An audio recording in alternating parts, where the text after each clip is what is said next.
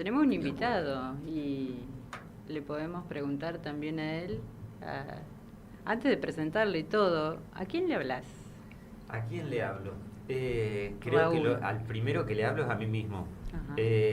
Pero cuando era chico escuché una vez a alguien que decía, la mitad de lo que digo carece de significado, pero lo digo para que la otra mitad llegue a ti. Y primero me pareció una cosa muy, muy simple, y cuando escucho cosas simples me replanteo qué linda que es la simplicidad y cuánto significado tiene. Y eso me llevó a través del tiempo, de vez en cuando recordarlo, y yo ahora lo recuerdo de nuevo. Y mi tarea docente, que creo que si a mí me preguntan qué soy hoy, creo que puedo llegar a decir docente, por todas las cosas que hice, pero lo que más me gusta es la docencia.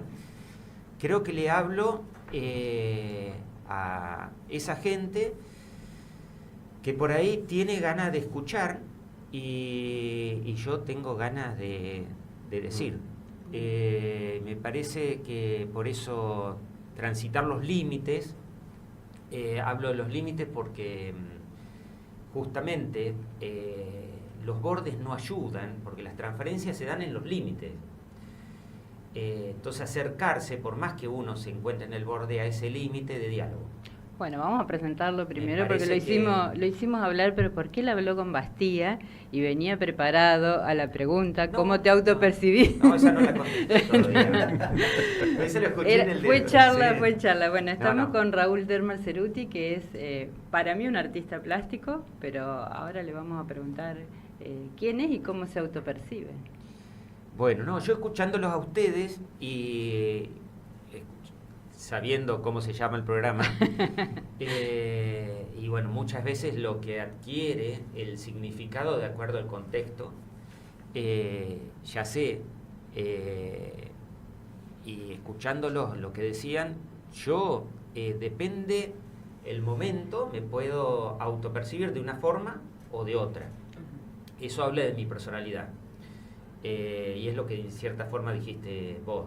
Para vos soy artista plástico porque compartimos una cuestión, laboratorio, sí. pero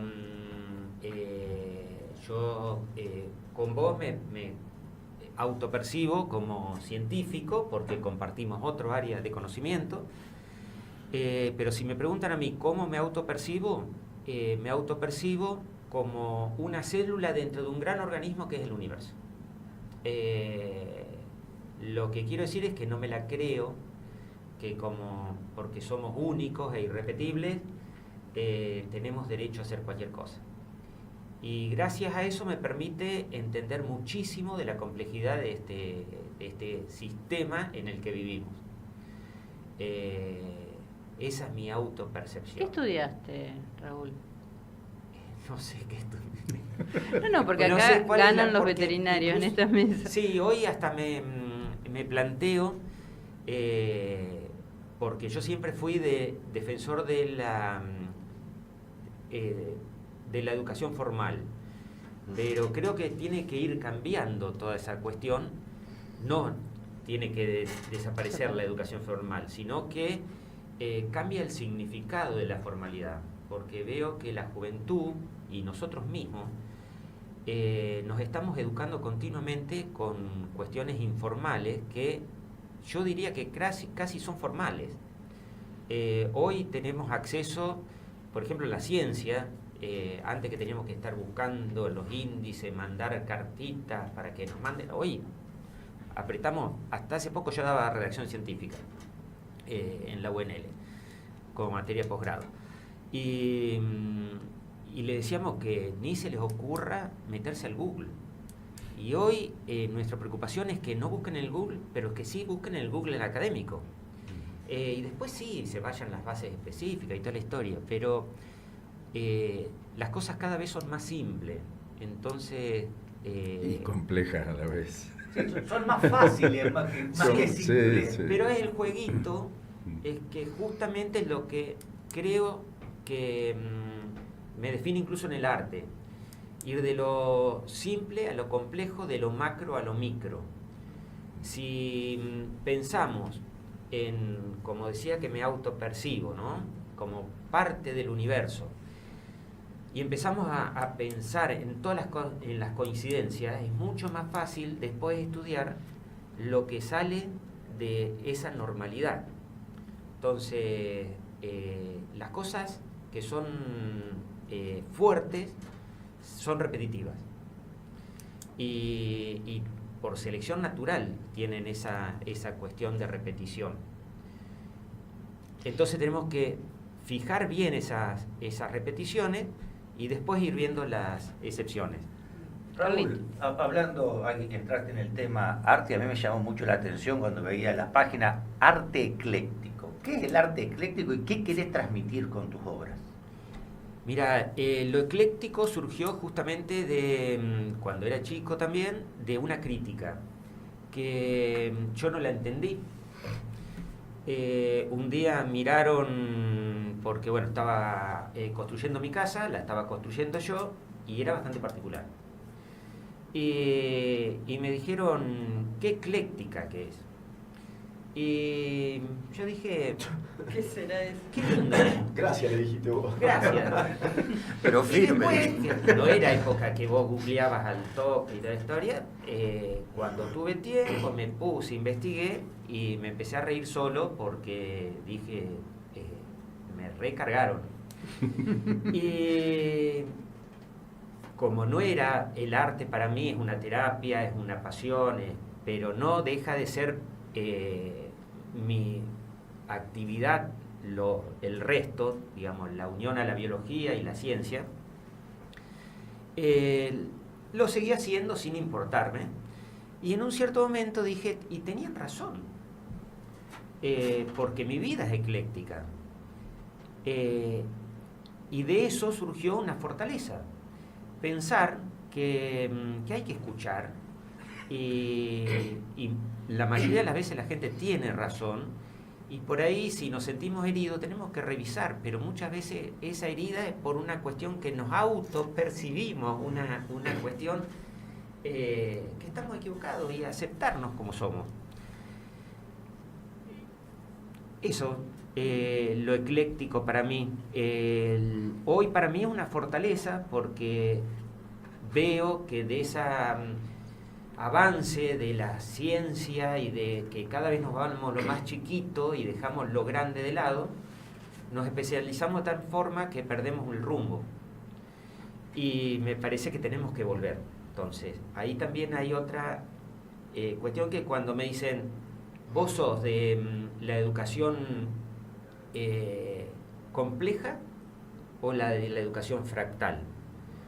Y yo, depende el momento, te puedo decir una cosa a la otra, depende de la conversación, pero no es que sea cambiante. Y entonces ahí vienen y me dicen, sos relativista, y me duele, y después digo, no, soy relativista, en estas cosas soy relativista, porque me parece que como docente uno tiene que ir de lo complejo a lo fractal, de lo fractal a lo complejo. Por eso me parece incluso raro que en las planificaciones que uno hace de cátedra tengamos que escribir los ejes conceptuales de la materia, porque son cosas que no se pueden planificar. Uno no puede decir en la clase docente, en tal momento voy a luchar con tal cuestión, porque de acuerdo a la mirada que tienen los alumnos, uno tiene que reaccionar. Sí, como decíamos, ¿a quién le hablamos, no? Y cada diálogo va surgiendo. Entonces, me parece que eso me gustaría contagiar el eclecticismo, porque dejó de ser un problema y me encanta, porque para mí hay que unir la ciencia, el arte y la tecnología. Nada puede estar separado. Le saqué el micrófono. Está manejando. Alba no me dejó hablar mal de Messi y ahora me conduce el programa. Pero es un vamos, punto, me impongo, Edu.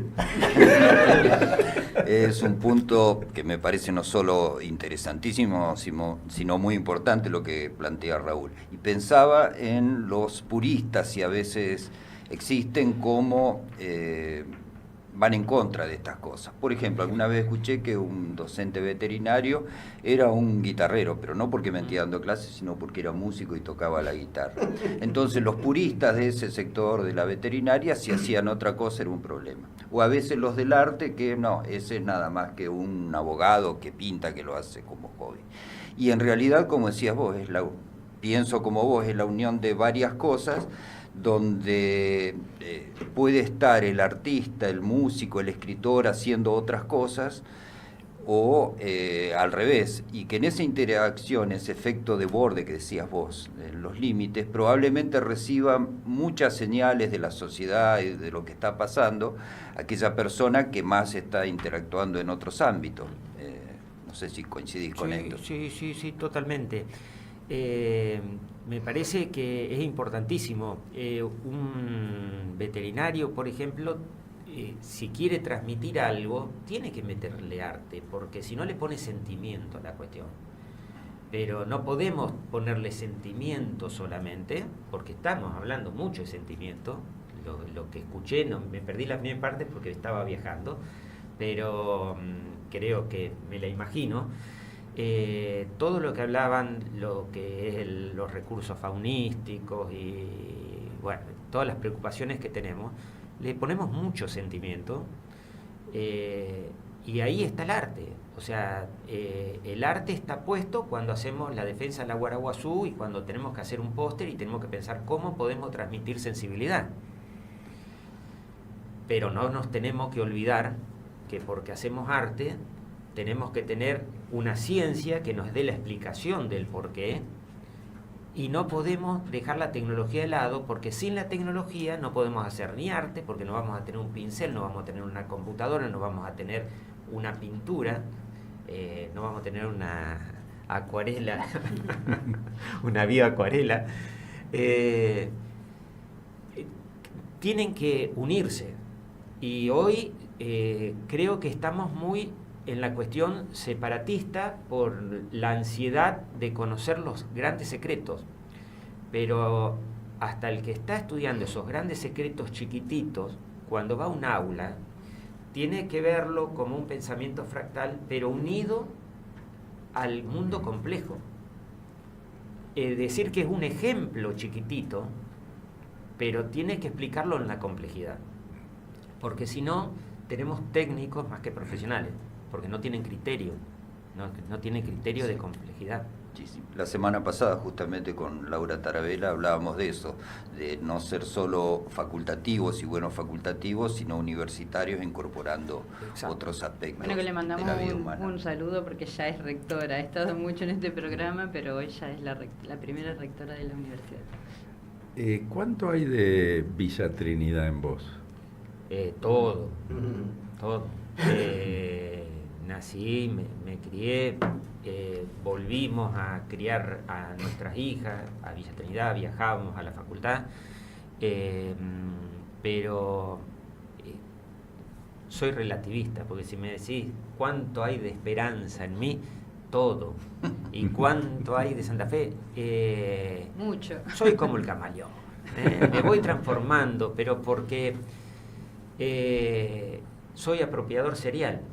Porque creo que, por eso me encanta hablar con la gente y escuchar, porque no hay persona que vos no te puedas apropiar de pensamientos interesantes.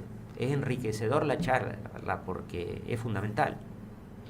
No nos podemos encerrar en lo nuestro. Bueno, nos trajo acá de regalo, recién lo mostraba Alejandro, un librito y bueno, un poco preguntarte por qué es otra forma de dialogar con las personas a través de este libro, que además de la estética, porque particularmente la obra de Raúl, el que la vio, que la ve acá, tiene mucho de biología, porque yo lo veo y me siento muy identificada con las cosas que hace, pero bueno, ¿cómo surge este libro y por qué lo hiciste?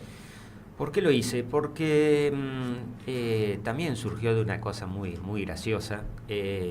Uno, estando en un pueblo, Villa Trinidad, trata de nutrir todas las comisiones, ser partícipe, y uno se considera que tuvo la posibilidad de leer un poco más que el resto, de tener una situación. Entonces se hizo un concurso literario, y pregunté y no había nadie que presentara en la categoría cuento. Y digo, voy a hacer un cuento. Hice un cuento. Lo presenté, era el único, así que dije, voy a tener el primer premio. Y cuando me llega la notificación, cuando me llega la notificación, así había sido descalificado. No, por eso es todo, no lo cuento con resentimiento, sino al revés, como aprendizaje. Sí. Entonces fui, porque somos todos conocidos, a preguntar por qué había sido descalificado, y me dice, no, porque entendeme, no cumple las normas del cuento. Tiene que tener un principio, un desarrollo y un final. Y bueno, no me quedó otra que mirarla y decirle, disculpadme, pero no entendiste mi cuento. Y bueno, entonces de ahí no me quedé con esa idea. Soy persistente, entonces se lo mandé a mi madrina, que era literata antigua, daba literatura, escribió muchos cuentos, esta historia. Se lo mandé a un chico que era de Villa, que por una discapacidad se vino a vivir a Rafaela, escribió también muchísimos cuentos. Y bueno, les pareció hermoso, pero quedó ahí. Me dice, publicalo. No, le digo, yo no me voy a poner porque fue una cuestión para el pueblo, ¿no? Era un cuento. Era y yo para no llenar un casillero que faltaba, no había nadie que presentara cuento. Claro, no, es que no es exacto, son colaboraciones, porque hay dos palabras que me caracterizan, la empatía y la sinergia, son dos palabras fuertes en mí. Y de ahí me quedó eso, y cada reunión que me juntaba con gente nueva y salía el tema, me reía de esto. Eso me gustó, después escribí algunas cosas para mí, de chico, pero no pasó de eso. Ahora, con el tema de las redes sociales, me parecía que mis imágenes, que de por sí son diferentes para el resto de las imágenes estéticas que hay en el medio, necesitaban un cierto contexto. Entonces me puse a escribir sobre cada una un cierto contexto. Y empecé a recibir, che, me gusta lo que escribí, me gusta esto, me gusta aquello, me gusta lo otro. Y sentía que por ahí la gente se empatizaba más con la parte escrita que con la visual. Llegó un momento que dije, che, tengo mucho escrito. Si acorto lo del Instagram y lo mezclo, y me gustó cómo quedaba. Y vi que repetía lo cuántico, que también había surgido medio de una broma, y después dije, no, en el fondo de cada broma hay algo muy real. Y me identificó. Y por eso después muchos me dicen cuántico, muchos me dicen ecléctico, muchos me dicen del mar, por reírse de mi nombre de infancia. Y bueno, de ahí quedó. Entonces, cuando lo armé, como uno está acostumbrado a la literatura científica, eso fue otro desafío. Quise escribirlo sin referencia, sin ese agobio de decir, no, es todo mío. Como yo quiero, sí. Entonces lo hice hasta el prólogo. Uno tiene cierta idea de edición porque maneja los medios, es más, uno los transmite en los cursos de redacción científica. Así que lo completé. Una vez que lo completé, me gustó cómo quedó. Y por una de esas casualidades lo conocí a Carlo Antoniazzi. Ah, Carlos Antoniazzi. Y me comenta. Digo, porque y también yo, así como me ve, yo gané el Mateo Bosch hace mucho tiempo. Claro, y sí. Carlos ganó el Mateo Bosch también. Un año cada uno ganamos. Exacto. En años consecutivos. Y bueno, este mundo que parece tan complejo, pero termina siendo tan chiquito, un día se cayó una muestra mía con libros de él y entornamos una amistad por las redes sociales. Hasta que un día agarró, dije, yo se lo mando. Se lo mandé por WhatsApp y le digo, fíjate qué te parece. Dice, che, pero esto está para publicar. Bueno, él tiene una editorial. Ajá. Así que le digo, bueno, pero si lo vas a editar, quiero que me hagas el prólogo. Entonces le hizo el prólogo él, sacó el autorreferencial mío, que era como yo veía mi propio yo, y lo largó. Salió rapidísimo porque le pareció que estaba bien cosas que yo pensaba que estaban incongruentes, me dicen, no, súper cierran. Y tiene una cierta lógica y un juego también ecléctico, que por ahí tiene una reflexión, de esa reflexión surge algo, una expresión poética, y al final de cada capítulo termina con una imagen de algún cuadro mío, y una explicación que no es del cuadro, sino por qué yo pongo esa imagen dentro del capítulo, que en cierta forma explica lo que siento en ese momento. ¿Y por qué escribo yo en las imágenes? Porque soy tan cambiante que cuando veo la imagen de nuevo ya me dice otra cosa. Entonces yo cuando hago una imagen, un cuadro, le hago un textito que acompañe, porque me marca ese momento. ¿Puedo leer el primer párrafo del prólogo? Sí, me va a dar sí. vergüenza. Entonces yo digo que Antoniazzi dice: libro atípico, transferencias en el límite, una mirada cuántica del arte, irrumpe como una zapada de jazz, enlazando con libertad lenguaje y modalidades diversas. Destaca por su hibridación y espíritus. Raúl Ceruti provoca con sus obras y con su escritura. Y luego dice: la hibridación rompe el cliché de los espacios artificialmente estancos y se da tanto en el lenguaje verbal como en el pictórico y el volumétrico, con que el autor crea un contrapunto lúdico entre palabra y obra. Sí, por eso yo creo que cuando uno, volvemos a la pregunta original, que estoy peor que vos, fui muy largo, pero lo que pasa es que no es que uno se va. Por eso hoy me reía cuando hablaban de tus comentarios, porque está todo relacionado, entonces es imposible. Uno se va con aportes fractales, pero se maneja en lo complejo. Sí, el problema de los estancos, esa palabra que dice Antoniazzi, Bueno, que creo que... Lo mismo pasa en la radio porque estamos en el horario, pero bueno, primero agradecerte mucho y bueno, que nos des una despedida ecléctica. Falta que cante y listo. No, pero creo que algo de guitarra toca el señor. No, soy profesor de guitarra, pero eso sí que no me animo nada. Soy profesor. Pero hay que tocarla para hacer profesor. No, la toqué, me recibí, toda la historia, pero por eso es que me planteo que los aprendizajes formales tienen que, por ahí en ciertos momentos hacen agua. Para mí, pero no me gusta ocultarlo, soy profesor superior de guitarra con un título impresionantemente grande, me recibí súper chiquitito, pero cuando me recibí todavía me insistía en que haga 1 año o 2 años más y era concertista. Pero ahí dije, ¿pero para qué? No quiero esto. No, pero ¿para qué? Si del Pericón me recibí con 3 pentagramas. Entonces, no. Bueno, dije, Raúl, no me sirve. te agradecemos mucho porque acá el tiempo es tirano. Sí. Y seguiremos compartiendo. ¿Dónde el libro?